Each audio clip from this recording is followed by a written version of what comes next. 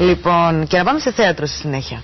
Μάλιστα. Ένα έργο του Αντώνη Γεωργίου, το οποίο σκηνοθέτησε η θεατρολόγος Ιάντρη Κωνσταντίνου, με πρωταγωνιστές τη Λένια Σορό και το Διομήδη Κουφτερό, ήδη παρουσιάστηκε στο Πολιστικό Ίδρυμα Άρτος στη Λευκοσία. Και με τον νέο χρόνο, 8, 9, 10, 15, 16, 17 Ιανουαρίου, θα δοθούν επιπλέον παραστάσεις στο Ίδρυμα Άρτος. Στη συνέχεια το έργο θα παρουσιαστεί στη Λεμεσό στον τεχνοχώρο της ΕΘΑΛ. Οι λέξεις πρέπει να ήταν η ζωή μου. Ναι, οι λέξεις. Το ξέρω, το νιώθω, το φαντάζομαι, το βλέπω γύρω μου. Τόσα πολλά βιβλία. Άραγε τα διάβασα όλα αυτά. Και σημειώσεις εδώ και εκεί. Μήπως τα έγραψα εγώ? Όχι, δεν γίνεται, είναι πάρα πολλά. Αλλά πάλι τι είναι όλα αυτά? Η Νόσος είναι το μονόπραχτο που υπογράφει ο Αντώνης Γεωργίου και που σκηνοθετείς εσύ, Άντρη Κωνσταντίνου, εδώ στο Πολιτιστικό Ίδρυμα Άρτος. Να πούμε αρχικά 2 λόγια για την υπόθεση του έργου. Το έργο αναφέρεται στην νόσο της εποχής, όπως αναφέρεται και μέσα στο ίδιο το έργο, που είναι η απώλεια της μνήμης. Η αφετηρία είναι η κυριολεκτική ασθένεια της απώλειας της μνήμης, αλλά το έργο λειτουργεί και σε ένα δεύτερο επίπεδο σε σχέση με τους ανθρώπους της εποχής μας, την κοινωνία και το πώς ξεχνούν όλα τα δυσάρεστα που συμβαίνουν γύρω μας, τα προσπερνούν και αυτά επαναλαμβάνονται. Είσαι ωραίος νέος. Ευχαριστώ. Και αρκετά δυνατός, γυμνάζεστε μάλλον. Κάποτε γυμναζόμουν κι εγώ πολύ. Ναι, γυμνάζομαι δηλαδή, όχι τόσο συχνά. Έχετε δυνατά χέρια. Να τα δω. Θα μπορούσα να σφίξουν κάποιος σε μια αγκαλιά. Αλλά όχι, ποιος θέλει πια μια αγκαλιά? Θα μπορούσαν κάτι πιο χρήσιμο, όπως να σφίξουν το λαιμό κάποιου. Δεν σας καταλαβαίνω. Μια πειραματική παράσταση, έτσι.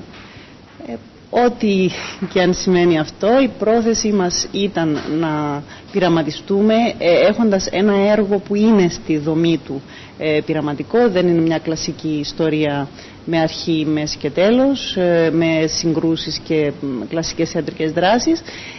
Είναι 2 πρόσωπα, των οποίων το ένα μεταμορφώνεται σε ένα τρίτο πρόσωπο, και βλέπουμε τη διαδρομή τους, την εσωτερική και την κυριολεκτική τους διαδρομή.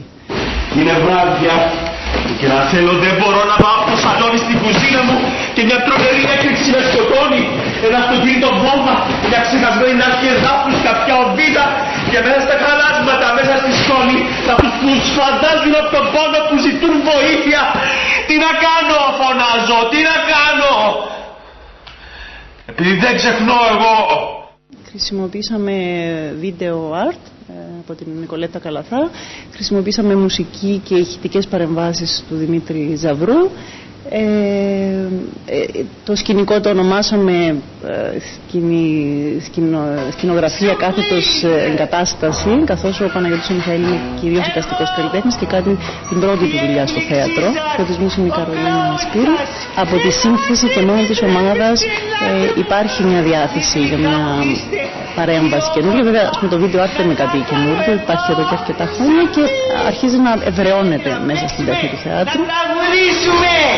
Και ο κύκλος θα γινότανε ακόμα πιο μεγάλος και ολόκληρη τη γη μας θα έπνιγα εγώ.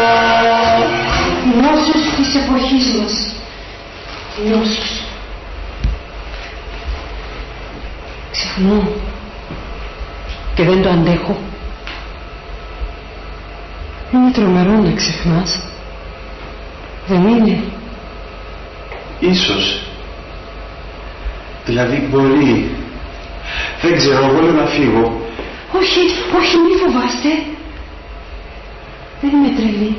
Κάτι που ήταν πολύ ερεθιστικό ήταν η συνύπαρξη της Λένιας της Σορόκου, που είναι μια ηθοποιός της παλιότερης γενιάς με πολλούς ρόλους στο ενεργητικό της, μια εξαιρετική ηθοποιός κατά τη γνώμη μου, με έναν νέο ηθοποιό που έχει δουλέψει σε πειραματικές παραστάσεις ως τώρα, το Διομήδη τον Κουφτερό, και έχει δώσει ήδη καλά δείγματα δουλειάς. Έτσι έχουμε μια ομάδα που από μόνη της ήταν μια πρόκληση, αλλά και μια πολύ γερή βάση για μια καλή συνεργασία και ελπίζω για ένα καλό αποτέλεσμα. Έτσι υποστηρίζουμε το κυπριακό έργο και νέους Κύπριους καλλιτέχνες. Κάνω παρουσίαση κάποιων νέων προϊόντων υγιεινής. Υγιεινής! Κάποτε φρόντιζα πολύ την υγιεινή, τώρα τίποτα. Πάω να φέρω κάτι να πιούμε. Όχι, δεν χρειάζεται. Θα φέρω!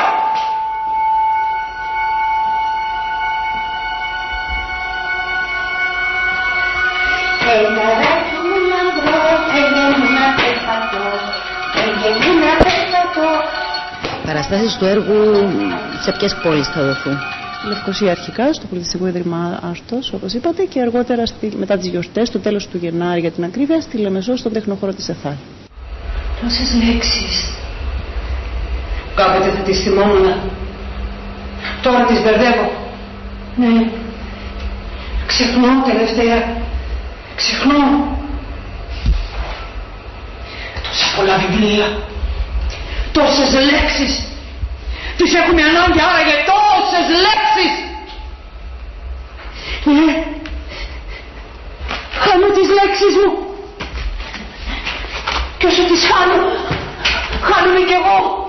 Πώς θα ζήσω σε έναν κόσμο χωρίς λέξεις. Αυτή ήταν η ζωή μου. Η λέξη